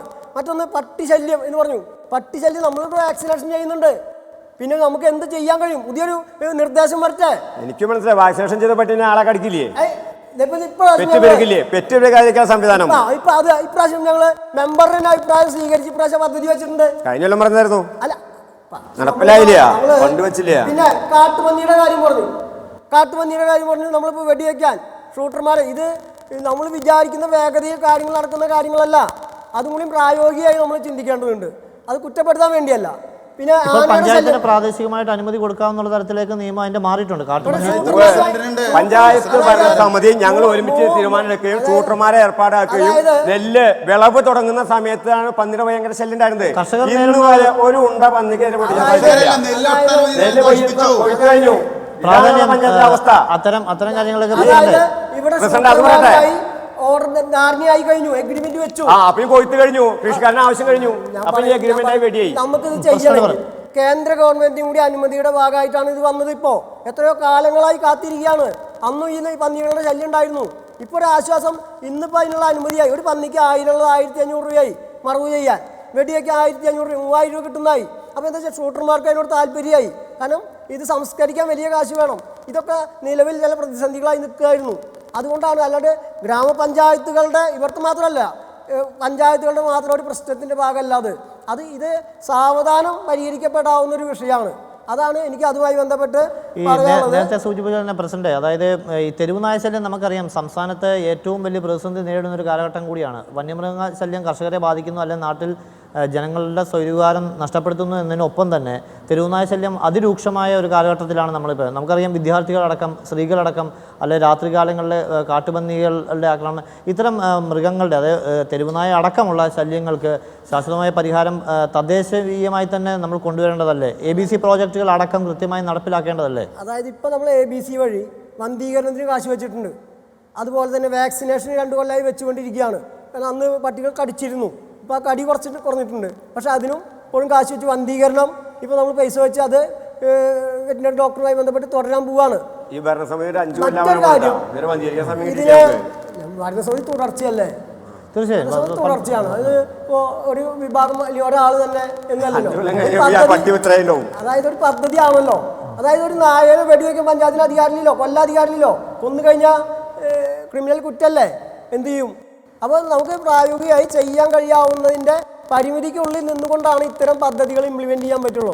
അതാണ് എനിക്കതുമായി ബന്ധപ്പെട്ട് പറയാനുള്ളത്. ഇവിടെ തൊഴിലുറപ്പ് പദ്ധതിയുമായി ബന്ധപ്പെട്ട് ഫോറസ്റ്റ് ഇപ്പോൾ നമ്മൾ പറയുന്നൊക്കെയുണ്ട്, ഫോറസ്റ്റിലേക്ക് ഒരു കടലാസ് കൊണ്ടുപോയില്ലട്ടോ. ഇപ്പോൾ ഞങ്ങൾ ഫോറസ്റ്റിനൊരു പണിക്ക് വേണ്ടി 3 ആഴ്ചയായി നിരന്തരം നടക്കുന്നു. ഫോറസ്റ്റ് ഉണ്ട്, ഇവിടെ പണിയുണ്ട്. പക്ഷേ നമ്മൾ തൊഴിലുറപ്പ് മേഖലയിൽ പണി കിട്ടാവുന്ന പണി, ഇപ്പോൾ കനാലിൻ്റെ കേന്ദ്ര ഗവൺമെൻറ് നയം ഉണ്ടായില്ലേ, നിലവിലുണ്ടായ തൊഴിലുറപ്പ് പണി എന്തുകൊണ്ട് കുറഞ്ഞു എന്നുള്ളപ്പോൾ ഇവിടെ സംസാരിക്കാൻ സമയമില്ലല്ലോ. കേന്ദ്ര ഗവൺമെൻറ് തൊഴിലുറപ്പ് മേഖലയിൽ കൊണ്ടുവന്ന പുതിയ നിയമ സംവിധാനങ്ങളുണ്ട്, സർക്കുലറുണ്ട്. അതിൻ്റെ ഭാഗമായിട്ട് എന്താ, ഇത് ചെയ്യാൻ പറ്റാത്ത നിലവിൽ ചെയ്തുകൊണ്ടിരിക്കുന്ന നിരവധി മേഖലയിലെ പണികൾ, പരമ്പരാഗത പണികൾ തൊഴിലുറപ്പ് പദ്ധതി വന്നതിന് ശേഷം അതിപ്പോൾ ചെയ്യാൻ പറ്റുന്നില്ല. സ്വാഭാവികമായും തൊഴിലാളികളുടെ പണി കുറയും, അതിൻ്റെ ഭാഗമായി അവർക്ക് സാമ്പത്തികമായി പ്രയാസം ഉണ്ടാവും. അത് നയപരമായി എടുക്കേണ്ട ഒരു പ്രശ്നം കൂടിയാണ്. ആ നിലവിലുള്ള 2021 ഉണ്ടായിരുന്ന തൊഴിലുറപ്പ് നിയമമാണ് ഇന്നെങ്കിൽ ഇവിടെ തൊഴിലുറപ്പ് പദ്ധതി തൊഴിലാളികൾക്ക് ഒരു പ്രയാസം ഉണ്ടാവില്ല. അതിൻ്റെ വ്യത്യസ്ത മേഖലയിൽ ഞാൻ ഓരോ മേഖലയെടുത്ത് പറയാൻ സമയമില്ല എന്നുള്ളതുകൊണ്ടാണ് ആ പ്രശ്നം. അതാണ് അതിൽ ഒന്ന് പറയാനുള്ളത്. പിന്നെ ഇവിടെ വന്ന MCFിൻ്റെ കാര്യത്തിലാണ്, വലിയൊരു പഞ്ചായത്താണ്. ഇവിടെ 3 MCF ഉണ്ട്. 3 MCF ഏകദേശം 40 ലക്ഷം രൂപ വരുന്നുണ്ട്. വേറെ ഇവിടെ MCF ഉണ്ട്, 3 വലിയ MCFും 18ഓളം ചെറിയ MCFും ഉണ്ട്. ലക്ഷക്കണക്കിന് പ്ലാസ്റ്റിക്കാണ് ഓരോ ദിവസവും വീടുകളിലേക്ക് എത്തുന്നത് ഈ പഞ്ചായത്തിലെ. ഇതെല്ലാം വലിച്ചെറിയായിരുന്നു. ഇപ്പോൾ പരമാവധി വീടുകൾ സൂക്ഷിച്ച് കയറ്റിക്കൊണ്ടുവരികയാണ്. അത് നമ്മളിവിടെ തെരഞ്ഞിട്ടാണ് ക്ലീൻ കേരളയ്ക്ക് കൊടുക്കുന്നത്. അപ്പോൾ അതിൻ്റേതായ 18 വാർഡ് എന്ന് പറഞ്ഞാൽ ഒരു വലിയ പഞ്ചായത്ത്, അതിൻ്റേതായ പ്രയാസങ്ങളാണ് ഉള്ളത്. അല്ലാതെ അതിൽ വേറെ ഒരു അശ്രദ്ധയോ അനാസ്ഥയോ അതിൻ്റെ ഭാഗമായി അത് പറഞ്ഞിട്ടില്ല. പക്ഷേ അങ്ങനെ ആ പൊതു ശ്മശാനത്തെ കാര്യം കൂടി ഒന്ന് വിവരിച്ചത് നന്നായിരുന്നു. എന്താണ് അവസ്ഥ? പൊതുശ്മശാനം ഞാൻ പറയാം. പൊതുശ്മശാനം നല്ലതാണ്. ഒരു കൊല്ലത്തിൽ അല്ല, പൊതുശ്മശാനം UDFന്റെ പഞ്ചായത്ത് ഭരണസമിതിയുള്ള കാലത്ത് ചെയ്തതാണ്. പൊതുശ്മശാനത്തിന്റെ ഞാൻ പറയട്ടെ, പൊതുശ്മശാനത്തിന്റെ ഒരു അനുഭവം എന്താ വെച്ചാൽ അത് വേറെ രീതിയിലൊന്നും ആരും ഇതിനെ എടുക്കല്ലേ. ഇവിടെ ഹിന്ദു ആചാരപ്രകാരം ഹിന്ദുക്കളായി മരിക്കുന്ന ആളുകളിൽ 99% മരണപ്പെട്ടാൽ ആ ബോഡി മൃതദേഹം കൊണ്ടുവയ്ക്കുന്നത് ഏതെങ്കിലും പുണ്യസ്ഥലത്താണ്. പുണ്യസ്ഥലം എന്ന് പറയുന്നത് ഈ ഭാരതപ്പുഴയുടെ അരികിലുള്ള ശ്മശാനങ്ങളിൽ അവരുടെ ഒരു വിശ്വാസത്തിൻ്റെ പ്രശ്നം കൂടിയാണ്. മുസ്ലിം വിഭാഗത്തിലുള്ള ആളുകൾ മരിച്ചാൽ അവരാരും ഇവിടെ കൊണ്ടുവന്ന് വയ്ക്കില്ല. പിന്നെ ഒന്നുള്ളത് ക്രിസ്ത്യനാണ്, അവർക്കും പള്ളികളുണ്ട്. പിന്നെ ഏത് ബോഡി ഇവിടെ, പിന്നെ അനാഥമായി ഇങ്ങനെ ആരും ഇല്ലാതെ മരണപ്പെടുന്ന ആളുകൾക്കുള്ള ഒരു ആശ്രയം എന്ന രീതിയിലാണത്. അത് നമ്മൾ സംരക്ഷിക്കാൻ, അത് കൃത്യമായി പ്രവർത്തിച്ചാലേ അതിൻ്റെ മെയിൻ്റനൻസ് ചെയ്ത് മുന്നോട്ട് പോകില്ലോ. പ്രവർത്തിക്കാതിരുന്നാലോ? അപ്പോഴും കാർഷിക മേഖലയാണ് സാധാരണക്കാരായ നിരവധി, നേരത്തെ അങ്ങ് സൂചിപ്പിച്ച പോലെ തന്നെ പട്ടികജാതി പട്ടികവർഗ ആദിവാസി കുടുംബങ്ങൾ അടക്കം ആദിവാസിയിലുണ്ട്. അത്തരം മേഖലയിൽ ഒരാളാണെങ്കിൽ പോലും അവരെ പോലും കരുതി വേണമല്ലോ തദ്ദേശ സ്ഥാപനങ്ങൾ വെക്കാൻ വേണ്ട എല്ലാ സൗകര്യം അവിടെയുണ്ട്. അതെങ്ങനെ ഇതിൽ സംസ്കരിക്കല്ല, കുഴി കുഴിച്ചിടാനുള്ള സൗകര്യം അവിടെയുണ്ട്. ഈ മിഷനറിയുടെ പ്രശ്നം എന്താ വെച്ചാൽ ഇത് മാസത്തിലൊരു 10 ബോഡിയെങ്കിലും വന്നാലേ ആ മിഷീൻ്റെ പ്രവർത്തനം തുടർന്ന് ചെയ്യാൻ പറ്റുള്ളൂ. ഇല്ലെങ്കിൽ അത് പ്രവർത്തിക്കുന്നില്ല. ഞങ്ങൾ ലക്ഷക്കണക്കിന് രൂപ അവിടെ ചിലവാക്കി കഴിഞ്ഞു ഈ ഭരണസമിതി വന്നതിന് ശേഷം. അത് എന്താ വെച്ചാൽ ഒരു മനുഷ്യൻ്റെ പൊതു ചിന്തയുമായി ബന്ധപ്പെട്ട ഒരു പ്രശ്നമാണത്. അല്ലാതെ ബോഡി വരേണ്ടതും അതുമായി ബന്ധപ്പെട്ട്. തീർച്ചയായും ഇപ്പോൾ എനിക്കൊന്ന് പ്രതിപക്ഷം ആരോപിച്ച പ്രധാന കാര്യങ്ങളിലൊക്കെ തന്നെ മറുപടി വന്നെന്ന് തോന്നുന്നു. ഞാൻ മറ്റ് 2-3 കാര്യങ്ങൾ എടുത്തു പറയേണ്ടത്, അതായത് ആരോഗ്യ മേഖലയെ സംബന്ധിച്ച് തെക്കങ്കര പഞ്ചായത്തിൻ്റെ ഒരു നിലവിലെ അവസ്ഥ എന്താണ്? ആരോഗ്യ മേഖല എന്ന് പറഞ്ഞാൽ 7 സബ് സെൻറ്ററും ഒരു ഫാമിലി ഹെൽത്ത് സെൻ്ററാണ് ഇവിടെയുള്ളത്. ആ ഫാമിലി ഹെൽത്ത് സെൻ്ററിൽ നിലവിലുണ്ടായിരുന്ന ചില പ്രശ്നങ്ങൾ, മരുന്നിൻ്റെ കുറവുണ്ടായിരുന്നു. അത് ആവശ്യത്തിന് മരുന്നിനുള്ള കാശ് പഞ്ചായത്ത് അനുവദിക്കുകയാണ് ഒരു വർഷത്തേക്ക് വേണ്ടത്. അവിടെ ആവശ്യത്തിന് ഡോക്ടർമാരുണ്ട്. ഫാമിലി ഹെൽത്ത് സെൻ്റർ ആയപ്പോൾ 2 ഡോക്ടർമാരെ നോക്കുന്നുണ്ടായിരുന്നത്. ഒരു ഡോക്ടറെ കൂടി വയ്ക്കാൻ ഗവൺമെൻറ് അനുമതി തന്നു. സ്വാഭാവികമായും ഒരു ഡോക്ടറെ വയ്ക്കാൻ വേണ്ട കാശ് പദ്ധതി വിഹിതത്തിൽ മാറ്റിവെച്ച് ഒരു 3 ഡോക്ടർ OPയോട് കൂടി ഈവനിങ് ഷിഫ്റ്റോട് കൂടി വൈകുന്നേരം വരെ ഇപ്പോൾ ഒരു ആശുപത്രി പ്രവർത്തിക്കുകയാണ്. എന്ന് പറഞ്ഞാൽ വലിയ സാമ്പത്തികമായി ഞങ്ങൾ അതിന് വേണ്ടി മാറ്റി വെച്ചിരിക്കുകയാണ്. അവിടെ ലാബിൻ്റെ സൗകര്യം വർദ്ധിപ്പിച്ചിട്ടുണ്ട്, മറ്റേ മെഡിക്കലിൻ്റെ സൗകര്യം വർദ്ധിപ്പിച്ചിട്ടുണ്ട്. 7 സബ് സെൻ്ററുണ്ട്. ആ 7 സബ് സെൻ്ററിലും ജീവിതശൈലി രോഗങ്ങൾ പരിശോധിക്കാനുള്ള നിലപാട് കഴിഞ്ഞ വർഷം തൊട്ട് അവിടെ മറ്റേ പ്രമേഹത്തിൻ്റെയും ഷുഗറിൻ്റെയും പ്രശ്നം നോക്കാനുള്ള സൗകര്യമുണ്ട്. അവിടെ അത്യാവശ്യം മരുന്നുകൾ അവിടെ ആഴ്ചയിൽ ഇന്ന ദിവസങ്ങളിൽ ഇന്ന സിസ്റ്റർമാരുണ്ടാവണം എന്ന രീതിയിൽ JPHമാരും HIമാരും ഡോക്ടറുമായി ധാരണയുണ്ടാക്കിയിട്ടുണ്ട്. മറ്റൊന്ന് ഇവിടെ 2 ഹോമിയോ ഇവിടെ പ്രവർത്തിക്കുന്നുണ്ട്. നല്ല രീതിയിൽ പ്രവർത്തിക്കുന്ന ഹോമിയോ എന്നുവെച്ചാൽ ആളുകൾ കൃത്യമായി വരുന്നു, അവർക്ക് വേണ്ട മരുന്ന് കൊടുക്കുന്നു, നല്ല പരിചരണം കൊടുക്കുന്നു. അതുപോലെ തന്നെ ഒരു ആയുർവേദ ആശുപത്രി ജില്ലയിൽ തന്നെ മികച്ച രീതിയിൽ ആയുർവേദ 3 ഡോക്ടർമാരോടുകൂടി പ്രവർത്തനം നടത്തുന്ന ഒരു സെൻ്ററാണ്. മറ്റൊന്ന് ഈ വർഷം ഞങ്ങൾ മറ്റേ കിഡ്നി രോഗികൾക്ക് ഡയാലിസിസിന് വേണ്ടി ഒരു മാസം 4000 രൂപ വീതം കൊടുക്കാൻ വേണ്ടിയുള്ള പദ്ധതി ആരംഭിച്ചിട്ടുണ്ട്. ഇത്രയാണ് ആരോഗ്യ മേഖലയിൽ ഞങ്ങൾ തയ്യാറാക്കിയിട്ടുള്ളത്. വാഴാനി അടക്കമുള്ള ഡാമുകൾ, മറ്റ് ചെറിയ ഡാമുകൾ ഉണ്ടെങ്കിൽ പോലും വാഴാനി അടക്കമുള്ള വിനോദസഞ്ചാര കേന്ദ്രം, ചെപ്പാറ അടക്കമുള്ള വിനോദസഞ്ചാര കേന്ദ്രങ്ങൾ നിലനിൽക്കുന്ന ഒരു പഞ്ചായത്ത് കൂടിയാണല്ലോ തെക്കുംകര. വിനോദസഞ്ചാര മേഖലയ്ക്ക് തെക്കുംകര പഞ്ചായത്ത് നൽകുന്ന ഫണ്ട് വിഹിതം എത്രയാണ്? അല്ലെങ്കിൽ അതിന് നവീകരണ പ്രവർത്തനങ്ങൾക്കും മുഴുവനും അല്ലെങ്കിൽ വികസന പ്രവർത്തനങ്ങൾക്കുമായിട്ടുള്ള ഒരു സമീപനം എത്രത്തോളം ഉണ്ട്? തെക്കുംകര പഞ്ചായത്തിനകത്ത് 4-5 ടൂറിസ്റ്റ് കേന്ദ്രങ്ങളുണ്ട്. ഒന്ന് വാഴാനി നിലവിലുണ്ടായിരുന്നത്, 2 ചെപ്പാറ വന്നു, മിനി ഊട്ടി വന്നു, അതുപോലെ തന്നെ പത്താഴക്കുണ്ട് വന്നു, വട്ടായി കുടിവെള്ള പദ്ധതിയുടെ അവിടെ വന്നു, അങ്ങനെ ചെറിയ വെള്ളച്ചാട്ടം. ഇതിനൊക്കെ തന്നെ മുന്നോട്ട് പോകുന്നതിന് വേണ്ട പഞ്ചായത്തിൻ്റെ പരിമിതിക്കുള്ളിൽ നിന്നുകൊണ്ടുള്ള പണം, ടൂറിസത്തിന് അങ്ങനെ പണം അനുവദിക്കാൻ കഴിയാവുന്ന ഒരു സാധ്യത നമുക്ക് ഇത്ര മേഖല തിരിക്കുമ്പോൾ എത്തുന്നില്ല. പക്ഷേ നമ്മൾ പഞ്ചായത്ത് എന്ന രീതിയിൽ ഗവൺമെൻറ്റിലും അതുപോലെ തന്നെ MLA വഴിയും വലിയ രീതിയിലുള്ള DPR തയ്യാറാക്കി കൊടുക്കുകയാണ്. ഇപ്പോൾ ഇവിടെ മ്യൂസിക് ഫൗണ്ടൻ വരാൻ പോവുകയാണ്.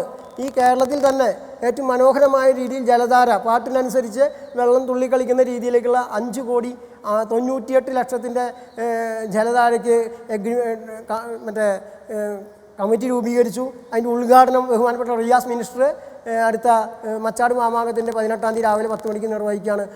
8 മാസം കൊണ്ട് അതിൻ്റെ പണി പൂർത്തീകരിക്കുമെന്നാണ് ഇന്നലെ അതിൻ്റെ ഉടമസ്ഥ പറഞ്ഞത്. ചെപ്പാറയിൽ അവിടെ പുതിയ ഹൈമാസ് ലൈറ്റ് വെച്ചു. അവിടെ വേറെ നവീകരണങ്ങളൊന്നും ചെയ്യാൻ കഴിയില്ല. അതിൻ്റെ പ്രകൃതി രമണീയമായ ആ കാഴ്ചയുടെ പ്രത്യേകത നഷ്ടപ്പെടും. അതുകൊണ്ട് അവിടെ അങ്ങനെ ചെയ്യാൻ കഴിയാവുന്നതല്ല. കുട്ടികളുടെ പാർക്ക് വാഴാനിയിൽ 40-48 ലക്ഷം രൂപ കൊടുത്ത് കുട്ടികളുടെ പാർക്ക് നവീകരിച്ചു. അതുപോലെ തന്നെ 5 ലക്ഷം രൂപ ചെലവഴിച്ച് തൂക്കുപാലം പണിതു.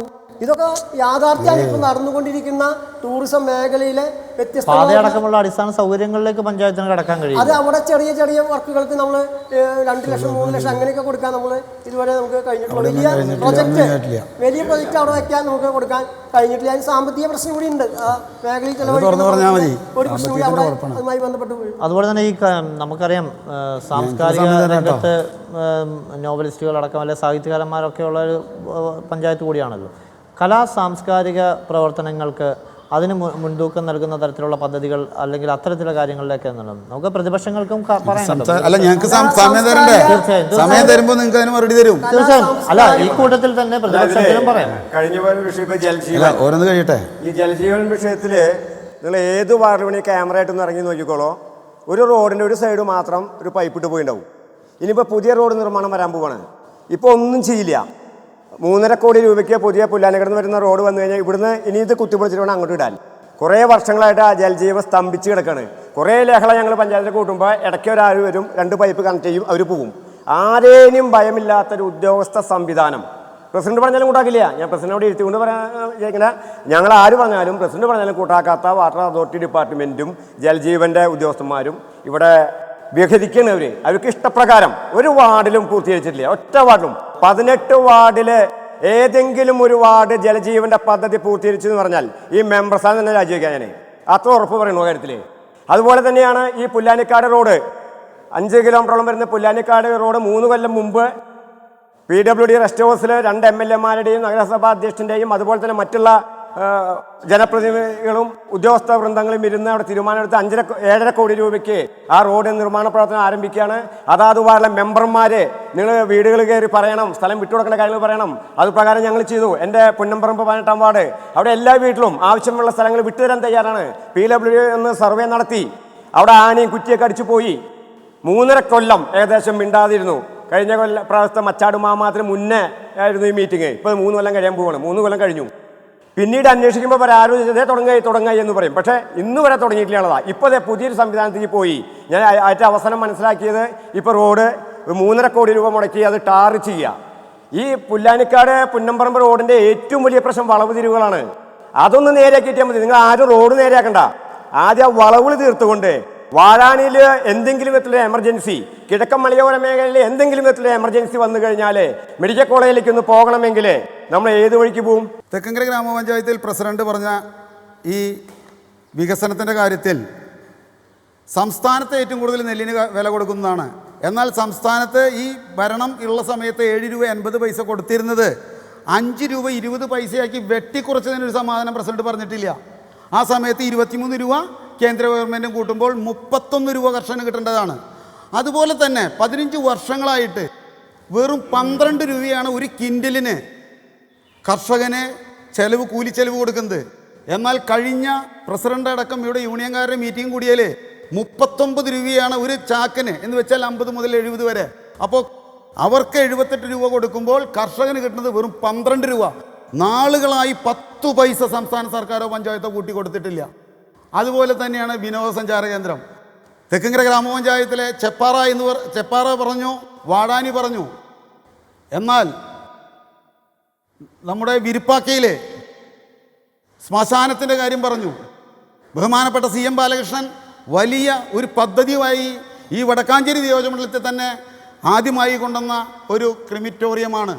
നല്ല നിലയിൽ പ്രവർത്തിച്ചു എന്നതിൻ്റെ ഏക തെളിവ് സെക്രട്ടറിയുടെ ഇവിടെ വരുന്ന വരവ് ചെലവ് കണക്ക് നോക്കിയാൽ മതി.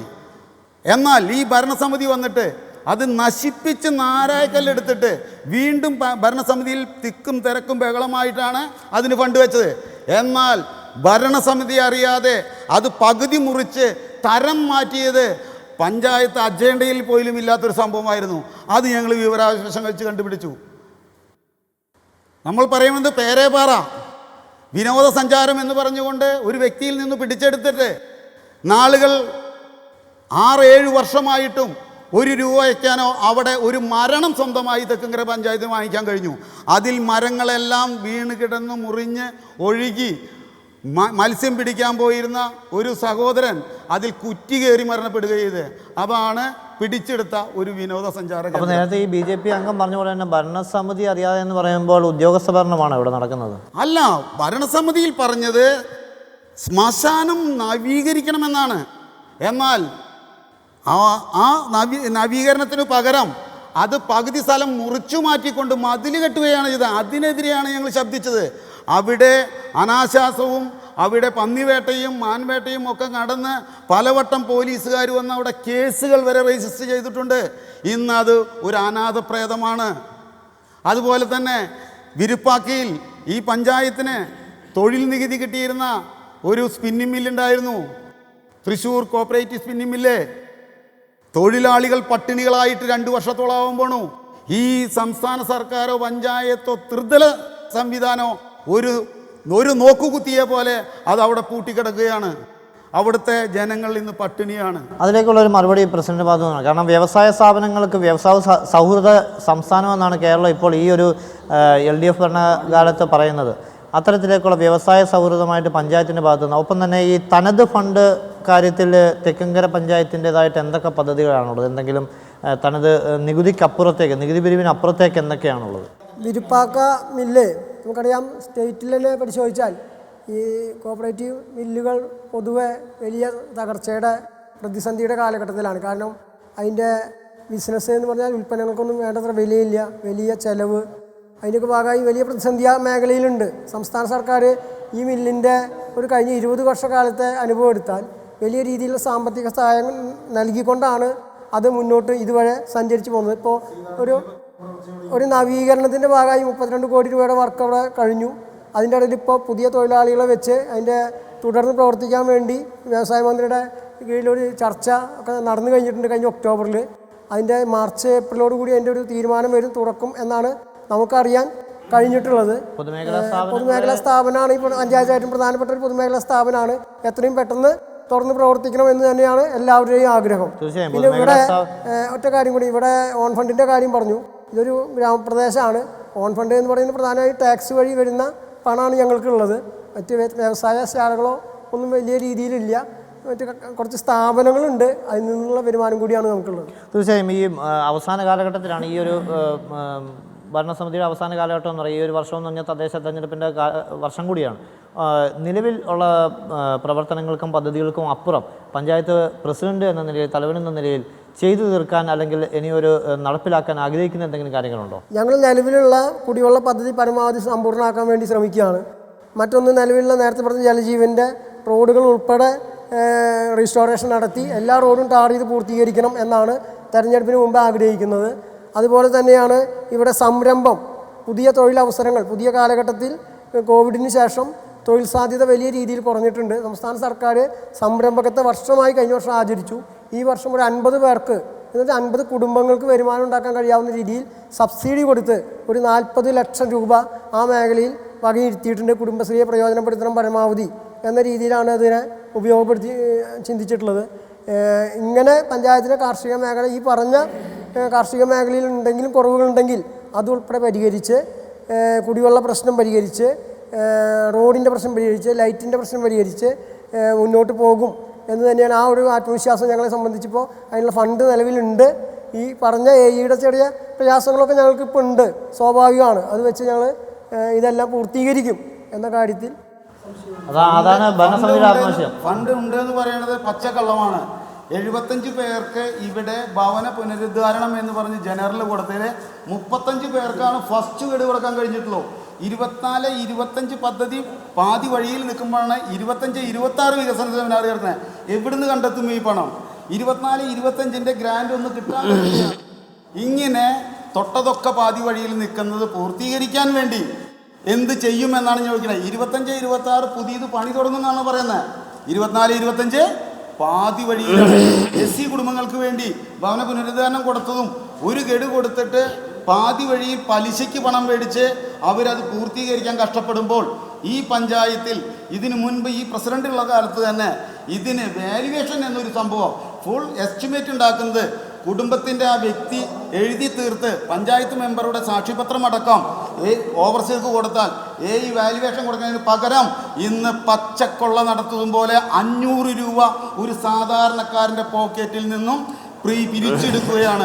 ഇതിനെതിരെയാണ് ഇത് അഴിമതിയെന്നും ഇത് പൂർത്തീകരിക്കാൻ സാധിക്കാത്ത ഒരു ഭരണസമിതിയായി തീരുമെന്ന് ഞങ്ങൾക്ക് പറയാനുള്ളത്. ബിജെപിക്ക് എന്തെങ്കിലും അത്തരത്തിൽ എന്തെങ്കിലും നേട്ടങ്ങൾ അല്ലെങ്കിൽ തങ്ങളുടെ ആവശ്യങ്ങൾക്ക് എന്തെങ്കിലും നിറവേറ്റണമെന്നുള്ളത്? പ്രസിഡന്റ് വളരെ വാചാലമായിട്ട് സംസാരിച്ചു. വികസനത്തെക്കുറിച്ചൊക്കെ വളരെ കാര്യമായിട്ട് സംസാരിച്ചു. അതൊരു 60% നമുക്ക് യോജിക്കാൻ സാധിക്കില്ല. കാരണം കുടുംബശ്രീ ഇവിടെ എന്ത് ചെയ്തു, അല്ലെങ്കിൽ അവർ ആ ഫണ്ട് ഉപയോഗിച്ചിവിടെ എന്താണ് വികസനം വരുത്തിയത്, അല്ലെങ്കിൽ എത്ര പേർക്ക് തൊഴിൽ കിട്ടിയെന്നൊരു യൂണിറ്റ് ചൂണ്ടിക്കാണിക്കാൻ നമുക്ക് സാധിക്കാത്തൊരവസ്ഥയാണ്. ഏതെങ്കിലും യൂണിറ്റ് ശരിയായ രീതിയിൽ നടക്കുന്നു, വേണ്ട ഒരു അച്ചാർ യൂണിറ്റെങ്കിലും ശരിയായ രീതിയിൽ നടക്കുന്നുണ്ട് എന്ന് പറയാൻ നമുക്ക് സാധിക്കില്ല. കുടുംബശ്രീ അതിൻ്റെ സംവിധാനത്തിൽ ഇങ്ങനെ പോയിക്കൊണ്ടിരിക്കുന്നതല്ലാതെ യാതൊരുവിധ പുരോഗതി ആ മേഖലയിൽ ഉണ്ടായിട്ടില്ല എന്ന് ഞാൻ പറയാം. ഇവിടെ പഞ്ചായത്തിലെ LP സ്കൂളുണ്ട്, ഒരു ഇലക്ട്രിഫിക്കേഷൻ നടത്താൻ അതിന് സാധിച്ചിട്ടില്ല. ശക്തമായ ഇടപെടലിൽ നടക്കും, പൈസ വെച്ചിട്ടുണ്ട്, അങ്ങനെ നീണ്ടുപോവാണ്. ആ നീണ്ടുപോകുന്നത് പലവട്ടം പഞ്ചായത്ത് ഭരണസമിതിയും പല പ്രാവശ്യം നമ്മൾ ഉന്നയിച്ചിട്ടും അത് ഇന്നും നടക്കാതെ നിൽക്കുകയാണ്. കെട്ടിടത്തിന്റെ പണി കഴിഞ്ഞ് കിടക്കുകയാണ്. കുട്ടികൾക്ക് ഇന്നും വരെ പഠിക്കാൻ പറ്റിയില്ല. സമൂഹം ചോദിച്ചു തുടങ്ങി, നിങ്ങൾ എന്തിനാ ബില്ലുകളെ പൊക്കിയിട്ടിരിക്കുന്നതെന്ന് ചോദ്യം തുടങ്ങി. അതുപോലെ തന്നെയാണ് ഈ ഭൂരഹിത ഭവനരഹിത ഒരക്ഷരം പ്രസിഡന്റ് വേണ്ടിയില്ല. ഭരണത്തലവൻ എന്ന നിലയിൽ ഞാൻ ഉന്നയിച്ച ഭൂരഹിത ഭവനരഹിത ലിസ്റ്റ് എത്ര ആളെ എടുത്തു എന്ന് ചോദിച്ചാൽ അതിന് ദയവ് ചെയ്ത് തെക്കൻ ഗ്രാമപഞ്ചായത്ത് പ്രസിഡന്റ് ശ്രീ TV സുനിൽകുമാർ അവർ അതിന് മറുപടി പറഞ്ഞാൽ നന്നായിരുന്നു എന്നൊരു അപേക്ഷ മാത്രമേ. പൊന്നമ്പറമ്പ് ഗ്രാമത്തിന് വേണ്ടി 1 കോടി രൂപ നമ്മുടെ MLA സേവ്യർ ചിറ്റലപ്പള്ളി വെച്ചപ്പോൾ പരിസരത്ത് സ്റ്റോപ്പമ്മ കൊടുത്ത സ്ഥലത്ത് മണ്ണടിച്ചുകൊണ്ട് ഈ റോഡിൻ്റെ ടാർ വേസ്റ്റ് കൊണ്ട് റോഡ് വെട്ടുന്ന ബിനാമികളും ഭൂമാഫികളും മണ്ണ് മാഫിയകളും അവർക്കാണ് ഇന്ന് തെക്കങ്കര പഞ്ചായത്തിൽ ഏറ്റവും കൂടുതൽ സ്വാധീനം. കാരണം സ്റ്റോപ്പ് മമ്മ കൊടുത്ത സ്ഥലത്താണ് ഇതെല്ലാം ചെയ്യുന്നത്. ഈ കാണുന്ന മലയോര ഗ്രാമത്തെ കുന്നുകൾ മുഴുവൻ ഇടിച്ച് ഈ വയലോരങ്ങളിൽ മുഴുവൻ നികത്തിക്കൊണ്ടിരിക്കുകയാണ്. ഇതിനെതിരെ ശബ്ദിക്കാൻ ഒരു സ്റ്റോപ്പ് മെമ്മോ എന്ന് മാത്രമാണ്. അത് അവർ കാറ്റിൽ പറത്തിക്കൊണ്ടാണ് ഇവിടെ അഴിമതി നടത്തിക്കൊണ്ട്. തീർച്ചയായും അവസാന ഘട്ടത്തിലേക്ക് നമ്മൾ കടന്നിരിക്കുകയാണ്. എന്തായാലും പ്രസിഡന്റ് ഈ രണ്ട് കാര്യത്തിൽ പ്രധാനപ്പെട്ട രണ്ട് കാര്യങ്ങളാണ് ഉന്നയിച്ചിരിക്കുന്നത്. ഒന്ന്, പണി തീർത്തിട്ടും LED അടക്കം ലൈറ്റ് സംവിധാനത്തിൽ അടക്കം പ്രവർത്തിക്കാതിരിക്കുന്ന ഒരു അവസ്ഥയുണ്ട്. ഒപ്പം തന്നെ ഗ്രൗണ്ടിന് 1 കോടി രൂപ നടത്തിയത് ഇപ്പോൾ മാലിന്യം കുമിഞ്ഞു കൂടിയിരിക്കുന്നു. പെട്ടെന്ന് മാലിന്യം കുമിഞ്ഞു കൂടിയതല്ല, അതായത് നമ്മള് തീർച്ചയായും പറയുമ്പോൾ യാഥാർത്ഥ്യമായ ഒരു ബന്ധം ഉണ്ടാവും. അത് അവിടെ ഒരു ഗ്രൗണ്ട്, ഒരു പാടം, പഴയ കാലത്ത് പാടമായിരുന്നു. അവിടെ കുറേ ആളുകൾ വീട് വെച്ചു, താമസാക്കി. അവിടെ വഴിയുണ്ട്, 3 മീറ്റർ വഴിയുണ്ട്. ആ വഴിയിൽ മഴക്കാലമായ വെള്ളം കെട്ടി നിൽക്കും. അപ്പോൾ അവിടെ ഈ റോഡ് പൊളിക്കുമ്പോൾ ഇതിൻ്റെതായ വേസ്റ്റ്, ടാറിൻ വേസ്റ്റ് അവിടെ ഇടാൻ വേണ്ടി അവർ ചോദിച്ചു, അവർ ഇട്ടോളാൻ പറഞ്ഞു. ചാനൽ വന്നാൽ ഈ മണ്ണ് സോപ്പമ്മ കൊടുത്ത വ്യക്തിയുടെ ഭൂമിയുടെ തുമ്പ് വരെ നേരത്തെ നിങ്ങൾക്ക് കാണിച്ചു തരാം. അതായത് ഒരു തുണ്ട് പ്രൈവറ്റ് സ്ഥലത്ത് അത് ഇട്ടിട്ടില്ല. എന്നാൽ ആ റോഡ് പഞ്ചായത്തിൻ്റെതാണോ എന്ന് ചോദിച്ചാൽ ആയിട്ടില്ല, ആസ്തിയിൽ കയറിയിട്ടില്ല, പഞ്ചായത്ത് പൊതുവഴിയായിട്ട് കിടക്കുകയാണ്. അപ്പം അതാണ് അതിന് വേറെ ഒരു തെറ്റായ ഒരു ഭൂമി നികത്തി കൃഷിസ്ഥലം അനാവശ്യമായി കേടുവരുത്തിയ ഒരു പ്രശ്നം അവിടെ ഇല്ല. മറ്റൊരു പ്രശ്നം ഇവിടെ മെമ്പർ പറഞ്ഞത് നമ്മുടെ ഭൂരഹിതരുടെ പ്രശ്നം. ഭൂരഹിതർക്ക് ഈ പഞ്ചായത്ത് ഭരണസമിതി വന്നപ്പോൾ 1 കോടി രൂപ ജില്ലാ പഞ്ചായത്തിനോട് ആവശ്യപ്പെട്ട് തന്നതാണ്. പക്ഷേ ആ സംഭവം നമുക്ക് സ്ഥലം മേടിക്കുമ്പോൾ വാല്യുവേഷനുമായി ബന്ധപ്പെട്ട് ഉടമസ്ഥൻ പറയുന്ന വില ഗവൺമെൻറ് പറയുന്ന വിലയുമായി ബന്ധപ്പെട്ട് വലിയ അന്തരത്തിലായി. സ്വാഭാവികമായി 2 വർഷം ആ പദ്ധതി ഇങ്ങനെ ഇഴഞ്ഞു നീങ്ങി അവസാനം അയാൾ വില കുറയ്ക്കാനും തയ്യാറില്ല, ഗവൺമെൻറ് വാല്യുവേഷൻ കൂട്ടാനും വില്ലേജ് ഓഫീസും തഹസിൽദാരും തയ്യാറാകാത്തതിൻ്റെ ഭാഗമായി ആ ഫണ്ട് നമുക്ക് നഷ്ടപ്പെടുകയുണ്ടായത്. ഇപ്പോൾ നമ്മൾ 10 ആൾക്കെങ്കിലും ഭൂരഹിതർക്ക് കൊടുക്കണം എന്നാണ് നമ്മളിപ്പോൾ ആലോചിക്കുന്നത്. അത്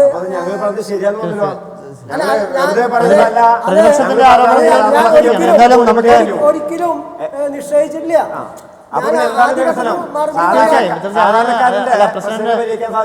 പ്രസിഡന്റിനെ ഒരിക്കലും കുറ്റപ്പെടുത്തില്ല. അത് വ്യക്തികൾക്ക്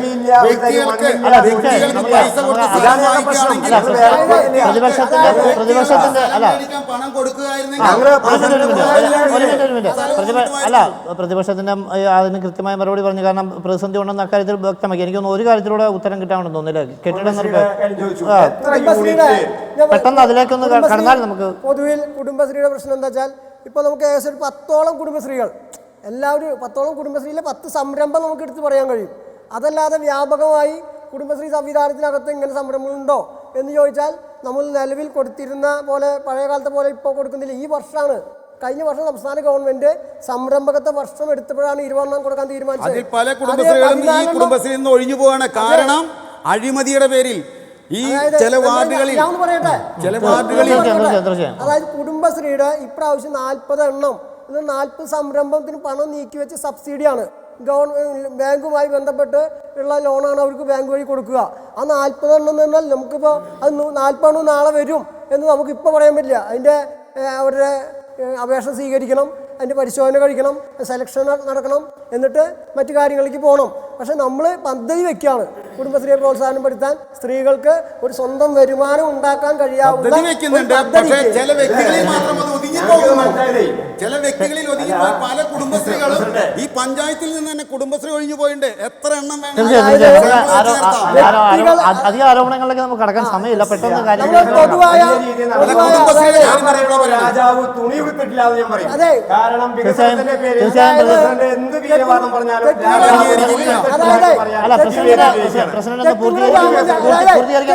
ഗ്രാമപഞ്ചായത്തിനെ സംബന്ധിച്ച് അഭിമാനത്തോടു കൂടി പറയാൻ കഴിയും, ഈ തെക്കുംകര കഴിഞ്ഞ 4.5 വർഷവും അതിനു മുമ്പുള്ള 5 വർഷം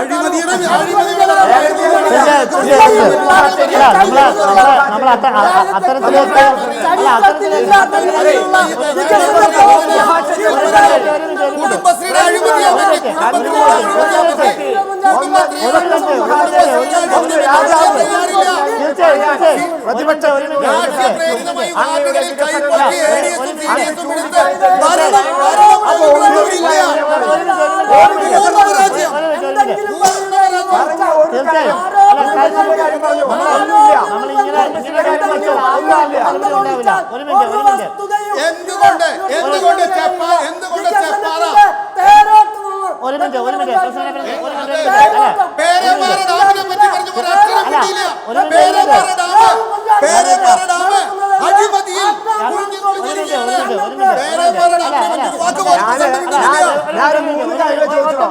സോറി, ഞാൻ ഒരു ഒറ്റ മിനിറ്റ്. 3 കാര്യങ്ങൾ ചോദിച്ചു.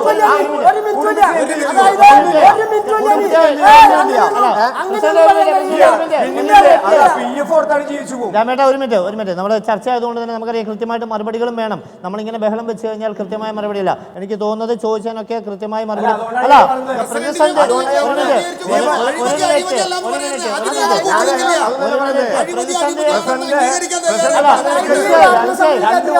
പ്രസക്തിയുണ്ട്. ഒന്ന് ദീപസ്തംഭം മഹാചര്യം,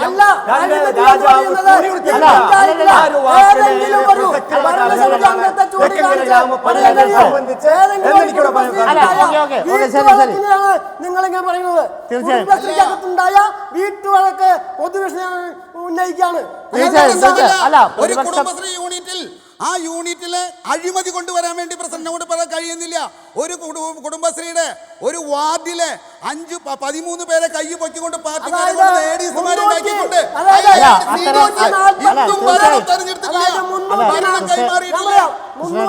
കൈമാറട്ടെ. ഭരണം കൈമാറിയില്ലേ അഴിമതിയാണോ? ഒരു വാർഡിലെ CDS മെമ്പർ എടുത്തില്ലെങ്കിൽ അത് അഴിമതിയാണോ? അല്ല നമുക്ക് തീർച്ചയായും നമ്മുടെ പ്രതിപക്ഷങ്ങളുടെ എല്ലാ തരത്തിലുള്ള ജനാധിപത്യ സംവിധാനത്തിൽ നമ്മൾ മാനിക്കുന്ന നിങ്ങളുടെ ചോദ്യങ്ങളൊക്കെ കൃത്യമായി അദ്ദേഹം മറുപടി പറയുന്നുണ്ട്. ചില പ്രതിസന്ധികൾ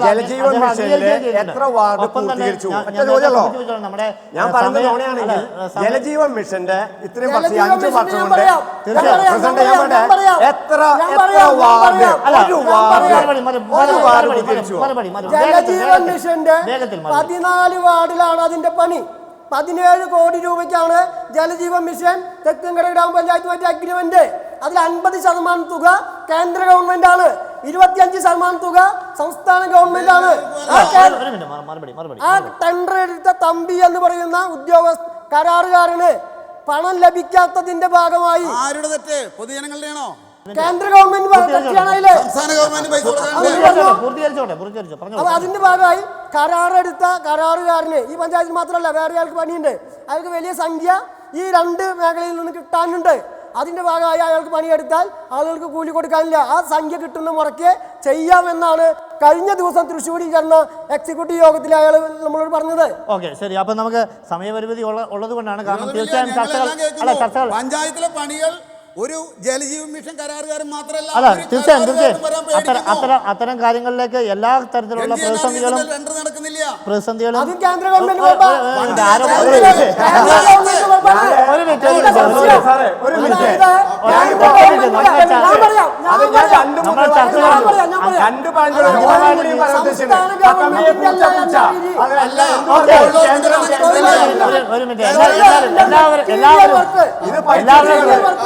നമുക്ക് സമയപരിമിതി ഉള്ളത് കൊണ്ട് മാത്രമാണ് ഇടപെടൽ ഉണ്ടാകുന്നത്. തീർച്ചയായും. കാരണം ഇത്തരത്തിലുള്ള ഒട്ടേറെ കാര്യങ്ങൾ പഞ്ചായത്തിനെ കുറിച്ച് പറഞ്ഞാലും തീരാത്ത കാര്യങ്ങളുണ്ട്. പ്രതിപക്ഷത്തിന്റെയും ഭരണപക്ഷത്തിന്റെയും കോട്ടങ്ങളും നേട്ടങ്ങളും നീളുകയാണ്. ചർച്ചകൾ ഇത്തരത്തിൽ പുരോഗമിച്ചുകൊണ്ടേയിരിക്കും. ഒരു പഞ്ചായത്തിന്റെയും നേട്ടങ്ങളും കോട്ടങ്ങളും പറഞ്ഞാൽ തീരാത്ത അത്രയും ഉണ്ട്. ഒരു അരമണിക്കൂർ പ്രോഗ്രാമിനുള്ളിൽ നമുക്ക് പറഞ്ഞ് തീരാത്ത അത്രയും കാര്യങ്ങളുണ്ട്. കാരണം നമുക്ക് ഇവിടെ തന്നെ ആ ചർച്ചകൾ നീണ്ടത് കണ്ടതാണ്. എന്തായാലും തെക്കുംകര ഗ്രാമപഞ്ചായത്തിൻ്റെ പ്രസിഡന്റ് ശ്രീ സുനിൽകുമാർ, ഒപ്പം തന്നെ പ്രതിപക്ഷാംഗങ്ങളായ കൃഷ്ണൻകുട്ടി, രാമചന്ദ്രനൊക്കെ നമ്മോട് ഈ ഒരു തിരക്കിനിടയിലും സഹകരിച്ചു. വളരെ നന്ദി. എന്തായാലും ഈ ഒരു പരിപാടി ഇവിടെ സമാപിക്കുകയാണ്. മറ്റൊരു പഞ്ചായത്തുമായി വീണ്ടും കാണാം.